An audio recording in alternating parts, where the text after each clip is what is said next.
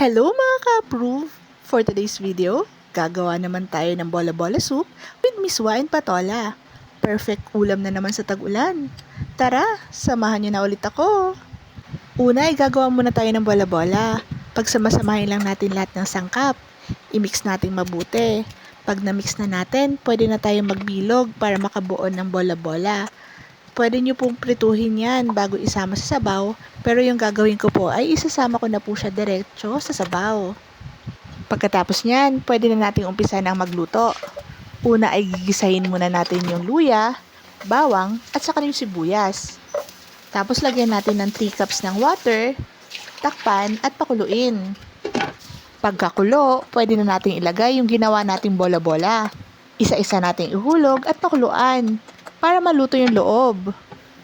Ayan, kumulo na. Pwede na natin timplahan. Lagyan natin ng hebe, patis, at paminta.